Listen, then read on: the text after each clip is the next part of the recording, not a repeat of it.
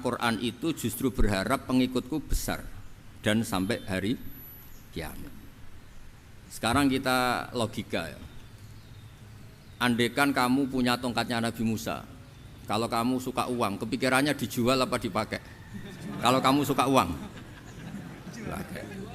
Kalau kamu ahli suudon itu pikirannya ndak, ini asli ndak. Karena yang melihat di Turki itu ya sebagian gitu. Kalau yang suka perdukunan itu bayangkan itu miliknya. Mungkin dipakai ngakali orang atau apa, pokoknya bayangkan itu miliknya. Kalau yang kolektor pikirannya itu nanti ini laku berapa. Tapi kalau peneliti mungkin pikirannya itu ini asli apa enggak? Bukti aslinya apa? Repot lah. Lagi pula kalau kamu punya utang terus mau apa? Istri kamu marah mau apa? Kalau pakai tongkat. Nah, beda dengan mukjizatnya Quran itu semuanya apa? Ilmiah.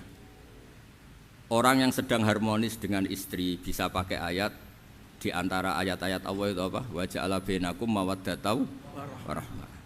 Nanti kalau ditakdir cerai, saya tidak menyarankan cerai. Kalau ditakdir cerai, itu masih dimotivasi sama Allah wa iyyatafarraqa yughnillahu kullam min sa'ati. Jika suami istri itu cerai, jangan-jangan suaminya dapat istri lebih baik, istrinya nanti dapat suami lebih baik. Jadi yang masa lalunya dianggap prahara. Kan banyak orang suaminya meninggal ketika nikah lagi ditanya, kangen sama suami pertama, alhamdulillah ini lebih baik. Padahal suaminya yang meninggal itu berharap istrinya ini kangen, ternyata dia sudah syukur dapat suami yang lebih baik. Jadi Quran itu menunggui kita ila yaumil qiyamah. Kita tidak bunuh diri, itu ya barokahnya Quran. Karena problem apapun kita dinasihati apa sabar, apa dinasihati sabar. Kan nggak mungkin kamu pegang tongkatnya Nabi Musa, punya masalah apa saja ngelihat tongkat, bisa apa tongkat. Tapi kalau Quran kan nasihat, solusi. Makanya Nabi berharap dengan Quran ini, saya berharap pengaruh saya, pengikut saya terbanyak ila yaumil qiyamah. Terus beliau dikomentari begini sama, ini Fathul Bari, sarahnya Bukhari. Al-muradu anna mu'jizatil anbiya inqaradat binqiradi a'sorihim falam yusyahidha illa man hadaraha. Problem mukjizat nabi-nabi dulu itu kan fisik, sehingga yang tahu kalau Nabi Soleh punya unta yang ajaib itu yang tahu ya hanya yang hadir saat itu. Yang tahu kalau tongkat Nabi Musa bertuah itu juga yang tahu hanya yang hadir saat itu. Selebihnya tahu tongkat ya di museum. Tapi kalau Quran menjadi solusi, menjadi panduan, menjadi pegangan itu ila yaumil qiyamah. Kita beri contoh ya Quran panduan yang paling gampang misalnya begini. Dulu ini cerita ya. Dulu itu ada orang kafir cerdas namanya Jubair bin Mut'im. Itu saking pinternya dia, pinter juga tokoh. Itu sebagai delegasi pembebasan Asra Badrin. Jadi tawanan-tawanan perang Badar itu mulai dulu ya ada negosiasi mau dibebaskan. Terus orang-orang kafir ini menugaskan namanya Jubair bin siapa? Mut'im. Ini ada di Bukhari. Karena ini ngaji di Jakarta. Kalau orang nggak tahu hadis juga tanya ini sahih ndak itu. Wong nggak tahu kok tanya itu aneh-aneh. Padahal kalau dibodoni itu ya nggak tahu. Tapi ya tetap tanya, hadisnya ini sahih ndak? Ini kata kiai apa kata nabi ini ya ribet. Memangnya kata nabi kamu dengar kan ya lewat kiai. Emang. Setelah itu Jubair itu datang ke Madinah.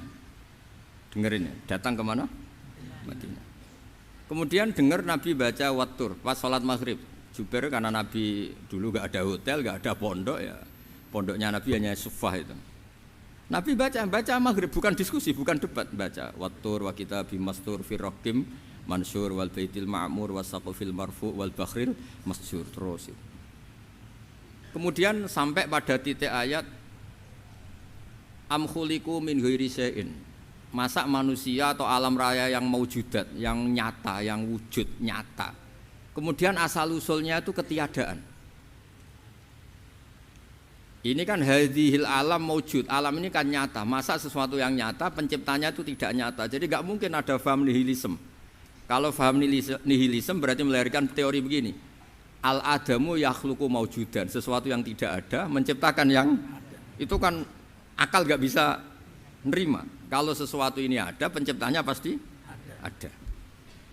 Terus akhirnya Jubair bin Mut'im itu simpuh di depan Rasulullah terus bilang, "Ya Muhammad, kada qalbi ayatir." Hampir saja hati saya terbang. Kalau riwayatnya Imam Ahmad, faka'an nama sudi qalbi, hati saya ini hancur. Semua teori yang saya bawa untuk ngelawan kamu sekarang luluh semua, hancur semua. Yang benar adalah teori Anda bahwa Tuhan itu satu dan Tuhan itu ada sebelum semua makhluk. Coba kalau Nabi Muhammad ada Jubair bin Mut'im terus menyembunyikan tongkat dekat mihrab, terus dilihat ini apa, paling pikirannya ini dari kayu apa, terus yang bentuk tongkat itu tukang pemahatnya siapa, kok kurang keren, kalau di Blitur gimana ya, kan malah panjang. Kira-kira kalau mukjizat itu dari tongkat itu malah panjang lah pokoknya panjang. Lagi pula kamu coba kan nggak ngarah mandi, itu yang mandi kan nabinya bukan tongkatnya. Coba tongkatnya Nabi Musa coba anak-anak beki itu dipakai mukul kucing aja tidak mesti mati itu. Jadi nggak jelas mukjizat-mukjizat seperti itu nggak. Tapi kalau Quran menunggui sampai saking hebatnya Quran, teori rasionalitas, soal kampanye di mana-mana, tingkat validitas, tingkat kebenaran Quran itu bahkan bisa diuji tanpa membuktikan, tanpa apa? Membuktikan. Cukup pakai akal. Saya tidak bosan-bosan cerita ini karena ini khazanah kita. Di kitab Nailul Ma'mul itu, di kitab Usul Fiqih, saya berkali-kali cerita ini karena ini untuk menunjukkan bahwa Quran itu liqaumi ya'qilun, liqaumi yatafakkarun. Ada seorang kiai, seorang ustadz, kiai dulu itu ya memang orang soleh, alim terus jadi kiai. Kalau kiai sekarang tuh macam-macam, nganggur terus ingin jadi kiai, terus daftar gitu. Ada lowongan di yayasan, masuk ingin jadi ustadz karena dengar ada gajinya. Dulu tidak ada seperti itu, tidak ada. Makanya dulu itu kalau ustadz kiai pasti soleh karena dia alim terus ingin orang lain tuh mendapat ilmunya. Kalau sekarang nggak ada yayasan sehat, guru gajinya sekian, yang nggak ingin jadi ustadz tuh daftar karena ada gaji. Apalagi ada kabar, ada gaji, ada mes, ada wah yang daftar banyak. Tapi mentalnya ada kiai sebetulnya. Ya kalau sampean tanya itu baik enggak Gus? Ya setengah baik. Ya maksudnya setengah baik ya ada baiknya lah, namanya profesi ngajar itu kan baik. Tapi setengah saja karena motifnya itu nyari gaji, bukan ingin mencerdaskan umatnya Rasulullah SAW. Itu Imam Amudi itu guru matematika. Saya enggak bosan-bosan cerita ini, guru matematika. Muridnya sampai takut, ini masuk surga ndak? Kiai kok enggak ngajarin istighosa atau tahlil, malah ngajarin apa? Matematika. Beliau meninggal terus muridnya tanya, "Ma fa'alallahu bik?" Kira-kira gitu. Apa yang dilakukan Allah? Allah nyambut Anda gimana gitu. Terus kata Imam Amudi, "Bagus, saya disuruh ngajar malaikat." Karena malaikat kan enggak pernah kayak anak beki gini ngaji gini. Malaikat itu enggak pernah ngaji, dia iman saja karena tahu surga, tahu neraka terus iman gitu aja. Jadi imannya malaikat itu enggak keren kita. Imannya loh. Loh itu yang ngendikan Nabi loh, tidak saya. Nabi pernah tanya sama sahabat, iman yang paling keren siapa? Jawabannya sahabat, malaikat. Ya enggak, karuan malaikat iman. Dia yang tahu surga neraka, tahu segalanya, masa ada enggak iman? Ya pasti iman lah katanya. Terus ya para sahabat, engkau iman ya wajar kan, menangi saya, nemuin saya. Yang hebat itu orang-orang yang tidak melihat saya, tidak saya didik tapi tetap iman. Karena dididik akal, ya tadi dididik Quran, apa dididik Quran. Sama siapa? Teks bahasa Arabnya masang. Terus Imam Amudi kata Allah, suruh dia ngajarin para malaikat cara menemukan saya. Malaikat dikumpulin, terus Imam Amudi disuruh ngajar. Sama singkat kata-katanya Allah di mimpi itu. Istadilla ala wahdaniyati bihadrati malaikati. Tolong ajarkan cara menemukan saya padahal Anda ini manusia yang tidak melihat saya. Anda di Jakarta kan hanya gedung-gedung, paling jadi khayal, terus nikmat lah, Anda ikut punya tapi ikut nikmati. Itu orang desa-desa kalau ke Jakarta itu pokrol. Wah di Jakarta itu gedungnya tinggi-tinggi, tidak kayak kampung sini. Lo udah ikut punya, ikut bangga. Di Jakarta orangnya cantik-cantik, tidak kayak orang sini. Padahal dia ya tidak dapat orang cantik gitu. Jadi Allah itu saking pinternya, miskin-miskin ya bisa berkhayal dan bahagia. Nah, itu alhamdulillah betul. Akhirnya Itu apa ini anak-anak begini saya tak niati ngajar standar anak-anak akademik. Terus pertama yang diajarkan hanya bilang gini, sama siapa teksnya? Ya malaikat wahi para malaikat. Terus beliau bilang, nisbatus naini wassalasah ila ma la nihayata lahu nisbatul far'i ilal asli. Angka itu jumlahnya berapapun 2, 3 sampai triliunan. Semuanya itu nisbatul far'i ilal asli. Bin nisbat ilal wahid nisbatul far'i ilal asli. Angka 2 ya cabangnya 1, 3 ya cabangnya 1, 1 triliun ya cabangnya 1. Tetap yang asal usul adalah angka 1. Itu nangis semua malaikat. Cara Jawa itu mandek man kowe iman kaya imanku. Makanya imannya umat Rasulullah sallallahu alaihi wasallam itu PD-nya yakinnya kayak imannya malaikat. Kalau Tuhan itu 1. Karena angka enggak bisa dimulai kecuali dengan angka 1. Makanya nisbatus naini wassalasah ila ma la nihayata lahu iku nisbatul far'i ilal asli. Semuanya itu nisbatnya cabang ke induk. Berarti semua alam raya ini tetap asal usulnya 1, yaitu qul huwallahu ahad. Nah, itu namanya akal. Umatnya Rasulullah itu ditinggali mukjizat akal lewat panduan Quran, sehingga meskipun kita tidak menangi Rasulullah, tidak menangi sahabat, kita tidak tahu malaikat Jibril, tapi cara iman kita ini tidak kalah keren. Yakin hakul yakin. Terus kedua, gambar. Kamu gambar rumah, gambar hewan, gambar apa saja, mesti dimulai 1 titik. Entah gambar kamu bagus, entah jelek, tetap dimulai 1 titik. Nah, titik ini namanya nuqtatul wujud. Semua alam raya dimulai dari 1 titik, yaitu nuqtatil wujud. Makanya Quran dimulai bismillah, dan bismillah itu dipilih sama Allah pakai pertama ba itu ada titik. Itu kata semua ulama. Itu titik itu singkatan dari bi kana makana wa bi yakunu mayakun. Karena saya semuanya ada. Bi itu karena saya. Jadi makanya santri-santri beki tidak usah bayangkan kamu jadi wali terus bisa terbang ke Mekah, tidak usah. Kalau terbang ke Mekah ya sudah umroh aja bayar. Kalau enggak ya maklaran KBH atau apa. Pokoknya cari gratis itu. Ya gratis kan, dapat orang 10 gratis 1. Terus orang enggak umroh-umroh dirayu-rayu supaya umroh. Repot. Itu pelanggaran fikih itu. Kalau orang punya utang itu wajibnya hanya utang dulu gitu. Wah repot. Saya itu juga sering bingung di kampung-kampung. Gus sama umroh. Kenapa? Dapat gratisan. Minta uang saja buat nyaur utang, enggak boleh Gus. Wah, secara fikih yang wajib itu nyaur utang bukan umroh. Enggak boleh Gus diminta uang, enggak boleh, harus umroh.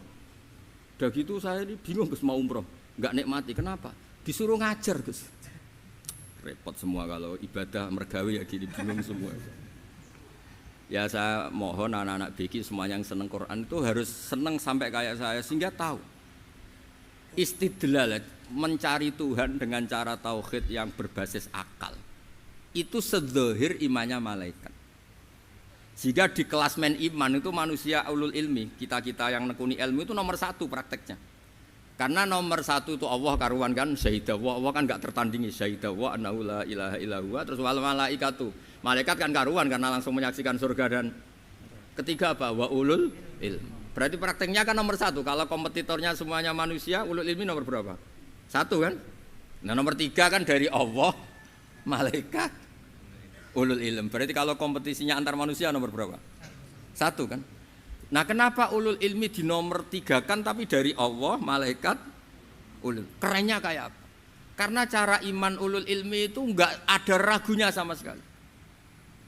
Kamu ragu enggak kalau 2 itu cabang dari 1, asal usulnya 1? Enggak pernah kan ragu kan? Semua gambar seruat apapun dimulai dari 1 titik, ragu enggak? Enggak kan? Nah, imannya umatnya Nabi karena dipandu oleh Quran itu seyakin itu, sehakul yakin itu. Nah itu terus Jubair bin Mut'im jadi iman. Am khuliqu min ghairi syai'in am humul khaliq. Terus kata Allah lagi, kalau kamu tidak percaya saya yang bikin langit bumi ya gampang dong, kamu saja yang ngomong kalau kamu yang bikin. Paling orang sepakat kamu stres. Terus hanya ayat gitu, am khalaqus samawati wal ard. Kalau kamu tidak yakin Allah yang bikin ya silakan Anda klaim saja kalau kamu yang bikin langit bumi. Bala yuqinun. Kamu juga enggak mau kan dibilang stres. Nah ini terus saya teruskan ya. Makanya mukjizat terbesarnya Nabi adalah Al-Quran. Karena Al-Quran itu cerita tentang hukum-hukum akal, cerita tentang logika-logika peradaban. Misalnya logika peradaban, contoh paling gampang. Di Quran itu ada sekian ayat yang Allah cerita peradaban. Misalnya wa ahsinu innallaha yuhibbul muhsinin. Itu dikutip terus kemudian disimpulkan dalam peradaban. Kata Sayyidina Ali karramallahu wajhah ngendikannya gampang. Ahsin man syi'ta takun amirah. Kamu berbuat baik saja sama seseorang, maka otomatis kamu akan jadi pemimpinnya. Ada orang nggak tamat SD, nggak tamat papa, gobloknya minta ampun. Tapi karena gaji seorang pakar, kamu tak gaji 1 bulan 1 miliar, perusahaan saya jadikan besar. Itu dikongkan ngalor ngidul ya nurut. Hanya karena dia ihsan. Terus wastaghni amman syi'ta takun nadhira. Saya ulang lagi. Wastaghni amman syi'ta takun nadhira. Dan kamu jangan butuh orang lain, siapapun dia, maka kamu akan setara. Misalnya ada menteri orang antri mau salim, tapi kamu tidak butuh kan tenang saja. Tapi kalau kamu butuh, habis kamu. Ya kan, kamu tidak butuh seseorang, maka kamu posisinya akan setara. Kamu harus sopan karena punya utang jasa. Kalau nggak punya apa-apa kan setara. Ya enggak? Misalnya kamu jajar rektor atau jajar menteri, jajar apa saja. Kalau kamu tidak punya utang kan, kamu jajar menteri tidak punya utang. Sama jajar satpam tapi punya utang, takut mana?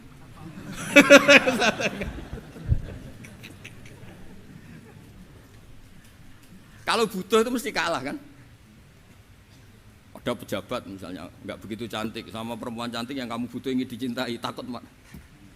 Padahal nggak jelas orang ini pangkatnya apa. Jadi dalam hukum sosial itu kata Sayyidina Ali wastaghni amman syi'ta takun nadhira. Kamu jangan butuh seseorang maka kamu akan setara. Terus yang terakhir wahtas ila man syi'ta takun asiroh, asiroh pakai sin. Dan silahkan butuh seseorang, maka kamu akan jadi budak dia. Ya coba misalnya Anda seorang profesor, seorang alim, seorang getop, misalnya mencintai janda di ujung kampung sana, jalan kaki 2 kilo. Padahal itu gak tamat SD, tapi gara-gara seneng, kacau kan? Logika kepangkatan hilang semua kan? Jadi itu hukum peradaban. Itu mewakili isi-isi sosial yang diterangkan Quran. Ya, dari paketnya 3 tadi ya. Ahsin man syi'ta takun amirah. Kamu berbuat baik sama seseorang maka kamu bisa memimpin. Wastaghni amman syi'ta takun nadhira. Kamu jangan butuh seseorang maka kamu akan setara. Mbok kamu ketemu orang terkaya di dunia. Ya ketemu orang terkaya di dunia, kamu jejer, kamu tidak butuh dia. Tenang kan bisa setara kan? Tapi kalau butuh harus sopan, ngajukan proposal, harus berakhlak karimah. Makanya sekarang Anda kok berakhlak kenapa? Ternyata mau nyalek. Biasanya Anda berakhlak kok berakhlak. Ada apa ini? Makanya guyonan di Rembang itu Beb Husain itu. Kalau ada orang mendadak sopan sama temannya curiga, kok tumben sopan, mau utang ya?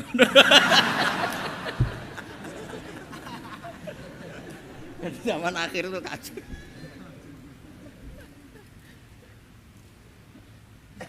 Ya di semua daerah gitu ya sama Pak Rektor ya. Kalau ada teman biasanya nggak sopan kok sopan, itu temannya curiga. Ini Pak Rektor UI ikut kaji. Kok tumben sopan, ada apa ya? Karena di mana-mana orang butuh itu pasti beretika. Kamu punya teman paling berdua, kalau mau utang berakhlak gak? Atau misalnya kamu punya adik cantik terus punya teman berdua, kalau cinta adik kamu berakhlak gak? Biasanya nggak sama sekali nggak berakhlak. Gara-gara butuh menjadi berakhlak. Ya jadi hukum sosial itu ya kuncinya 3 tadi. Ahsin man syi'ta takun amirah. Wastaghni amman syi'ta takun nadhira. Terus wahtas ila man syi'ta takun asira. Kalau kamu butuh seseorang pasti kamu dibikin hina. Asir itu tawanan. Nah, Quran itu bicara sosial itu lengkap. Dan itu yang nunggui kita. Kita punya tetangga yang kurang baik, ya seneng. Punya tetangga baik, ya seneng. Kata Imam Syafi'i, saya berkali-kali cerita. Kok seneng semua Imam Syafi'i? Ya bagus lah, kalau yang seneng saya enak lah. Dijak jagongan, dijak ngopi enak. Yang gak seneng saya, gak ngarah utang. Uang itu nak, kamu punya tetangga gak seneng kamu. Aman kan? Aman. Gak akan pinjem uang kan, pinjem mobil. Wong gak seneng kok. Makanya Imam Syafi'i itu kalau ngendikan luar Syafi'i diceritain orang, ya Aba Abdillah bagiannya, ya Aba Abdillah orang itu enggak seneng kau, bagus lah. Loh kenapa bagus? Waman asaa ilaika faqat atlaqaka. Orang yang enggak seneng kamu maka membebaskan kamu. Enggak akan pinjam uang, pinjam mobil, enggak akan ganggu waktu kamu, kan enggak seneng. Justru yang seneng-senengi masalah pinjam terus. Imam Syafi'i itu orang yang anggap dunia itu selesai. Ada yang cerita, ya Aba Abdillah, orang yang tadi cium tangan engkau, yang hormat engkau, di luar maki-maki engkau, ngerasain engkau, ngata-ngatain engkau. Ya bagus lah. Kok bagus gimana? Berarti saya wibawa, depan saya tidak berani. Berarti saya wibawa, di depan saya tidak berani. Berarti itu makomnya sudah kulillah sumadarhum fi khawdihim yal'abun. Sudah dunia itu selesai, sudah agak penting semua. Nah, itu kalau kamu anak-anak beki ahli Quran sudah ayatnya kulillah sumadarhum fi khawdihim yal'abun. Sudah lihat Allah saja agak penting, makhluk-makhluk itu agak penting. Dah makhluk semua agak penting, sepenting Allah. Nah kita ini ditunggoni mukjizat seperti itu. Bayangkan misalnya kita ditunggoni tongkatnya Nabi Musa. Saya ngajar di sini terus ini tongkat. Terus nanti yang tanya, Gus itu kayu apa Gus? Nanti yang kolektor tanya itu harganya berapa Gus? Ruwet apa? Terus yang ahli suudon itu asli enggak Gus? Wah. Yang ahli suudon kan mesti tanyanya gitu, itu asli enggak Gus? Repot-repot pokoknya. Tapi kalau Quran kan jelas, kenapa? Jelas. Ya terus saya teruskan. Fala yamurru terus al murad anna mu'jizatil anbiya in qaradat binqidori aqsam satu wa mu'jizatul Quran mustamirratun ila yaumil qiyamah. Wa kharquhu lil adat fi uslubihi wa balaghatihi wa ikhbarihi bil maghibat. Terus kata ini yang ngarang Fathul Bari sarahnya Imam Bukhari. Fala yamurru asrun minal aqsar illa wa yadharu fihi syai'un mimma akhbaru bi annahu sayakun yadullu ala sihhati da'wahu. Wa hadza aqwal muhtamilat. Wa takmiluhu fil ladzi ba'da. Wa qilani ya. Anal al makna anal mukjizat al madiyah kanat khissiyatan tusyahadu bil absar kana qati Shalih wa asa Musa. Mukjizatnya nabi-nabi dulu itu hanya penyembuh, hanya pelengkap, hanya nuruti keinginan mata. Seperti dahsyatnya apa? Laut Merah di sebelah apa dipukul sama tongkatnya Nabi siapa? Itu semuanya itu hanya memanjakan mata. Urusan mata. Terus wow itu. Tapi kalau mukjizatnya Nabi Muhammad itu berdasar akal. Maksudnya berdasar akal nih dengerin ya. Dengerin betul. Ketika Laut Merah terus tersibak kan wow itu keren kan? Terus kita bilang menyimpulkan, wah kita tidak akan mampu. Itu bodoh sekali kesimpulan kita tidak akan mampu. Meskipun bikin nyamuk Anda juga tidak mampu. Loh untuk memutuskan tidak mampu saja kok sampai pertunjukan seperti itu tuh laopo, cek goblok gitu. Nah kalau kita karena umat yang pinter untuk memaksa kita nggak mampu, Allah bilang innallaha la yastahi ayadriba mathalam ma ba'ud. Kita melihat nyamuk langsung berkesimpulan tidak mampu. Saya berkali-kali cerita nyamuk itu sudah kecil, masih punya urat, uratnya kayak apa? Masih punya kuman, kumannya seberapa? Ya enggak? Nyamuk itu kecil, punya organ tubuhnya punya urat. Itu kalau kamu pinter, antara tongkatnya Nabi Musa menyibak Laut Merah sama nyamuk itu sama-sama berkesimpulan melahirkan satu faham bahwa kita tidak. Loh, untuk memaksa tidak mampu saja kok nunjuk pertunjukan ada onta keluar dari batu Naqatu Shalih, ada tongkat yang bisa mengeringkan Laut Merah. Cek goblok ya. Lah kita alhamdulillah tidak jenis goblok yang seperti ini. Untuk ikrar bahwa Allah itu hebat ala kulli syai'in cukup lihat nyamuk, kagum kan? Sudah tidak usah bikin hidup. Saya berkali-kali mencontohkan. Para pemahat tak suruh bikin patung gajah itu mampu. Tak suruh bikin patung nyamuk kalau bisa. Nyari materi dari apa coba? Gampang mana bikin patung gajah sampai patung nyamuk? Gajah, makanya Allah bikinnya contoh itu untuk ijaz itu pakai nyamuk bukan pakai gajah. Itu kalau ustadz-ustadz yang agak jorok malah contohnya nyamuk Gus. Itu kecil. Itu kayak apa? Di dalamnya dia hamil. Itu anaknya kecil lagi, telurnya kecil lagi, itu gimana itu cara bikin itu? Makanya di sini ini ada kitab Itqon, itu komentarnya itu lucu. Ini kitab Al-Itqon karangannya Imam Suyuti. Ini persis komentar saya tadi yang kata Imam Suyuti, pengarang kitab Itqon. Wahya imma khissiyah wa imma akliyah. Jadi mukjizat itu ada yang fisik, bisa dilihat indra, panca indra, bisa dilihat akal. Wa aktsaru mu'jizati Bani Israil kanat khissiyah li baladatihim. Bilada itu goblok, wakil lati basoirihim. Dasar wong goblok. Mukjizat kok ngenteni sing wow. Maksudnya dasar wong untuk ngakui Allah hebat saja kok nunggu hal-hal yang seperti itu gitu. Paham gitu? Mergo likil lati napa aklihim. Wa aktsaru mu'jizati hadhil ummah aqliyatun li farati dzakaihim wa kamali afwahihim. Dan mukjizatnya umat ini semuanya berdasar akal karena sudah cerdas. Jadi andaikan kita melihat tongkatnya Nabi Musa menyibak Laut Merah dengan melihat nyamuk, kesimpulan kita sama-sama wow, sama-sama keren, sama-sama memastikan kita tidak mampu. Makanya terus Quran menerangkan kita wa ma min dabatin fil ardi wala ta'iri yatiru bi janahihi illa umamun amsalukum. Jadi keseharian kita lihat burung kok terbang. Itu sudah ayatun min ayatillah. Paham nggih? Dados niki kudu bangga ditunggoni napa Quran, nggih, ditunggoni napa Quran. Wa mu'jizatul Quran tusyahadu bil basirah fayakunu mayatabi'u li ajlihi aksar. Terus li annal ladzi yusyahadu bi ainir ra'si yang qaridu bingkiradi musyahidi. Sesuatu yang tampilan dahsyatnya itu disaksikan mata, maka itu bisa habis. Era tongkat Nabi Musa seperti itu habis enggak? Bisa mengeringkan Laut Merah, habis kan? Tapi era mukjizatnya Quran ila yaumil qiyamah. Ya contoh sosial, saya kembali lagi ke sosial. Kamu punya teman awet atau punya istri awet, itu konsepnya ya wal kadhiminal ghaidh, agak gampang tersinggung. Coba kalau kamu setiap tersinggung putus, setiap tersinggung habis, kamu tidak punya teman, tidak punya istri. Sampai kita awet seperti ini, kalau kecewa ya wal kadhiminal ghaidh, ngempet. Termasuk saya ini biasanya ngaji khusus terus bajak gini ya kecewa. Tapi barokahnya diwarai Quran wal kadhiminal ghaidh, ngempet Gus, ngempet. Terus kecewa sama teman, kok kenapa tidak putus? Karena wal afina aninna, sudah kalau kecewa maafkan. Coba kalau kita kecewa presiden demo, kecewa menteri demo, kecewa orang tua minggat. Ya kalau dicari, kalau tidak kan malu. Saya itu punya teman tak tanya, kecewa Gus sama bapak itu. Kenapa tidak minggat? Malu. Kenapa malu? Takut gak dicari.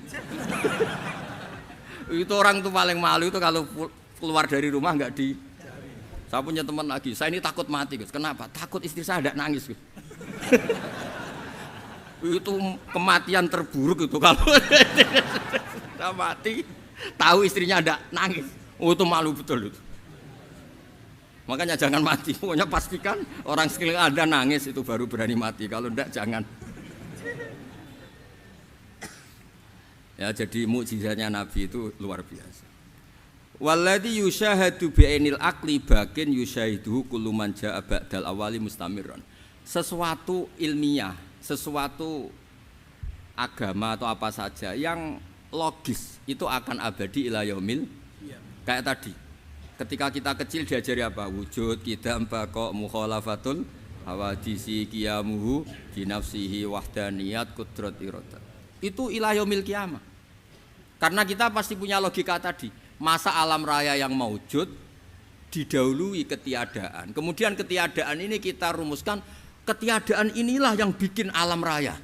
Di mana-mana nihilisme, ketiadaan ya layu asfiru say'an, namanya tiada ya tidak punya akibat apapun. Yang punya akibat apapun ya sesuatu yang wujud. Loh itu kan ila yaumil qiyamah, sampai kapanpun teori itu akan nunggui kita ila yaumil qiyamah.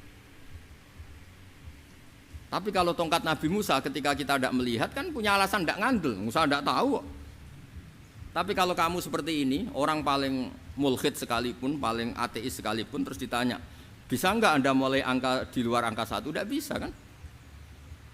Makanya benar Imam Amudi tadi ketika diminta Allah, istadilla ala wahdaniyati bi hadrati malaikati, tolong ajarkan kenapa manusia begitu yakin kalau saya ini satu, padahal mereka tidak melihat saya.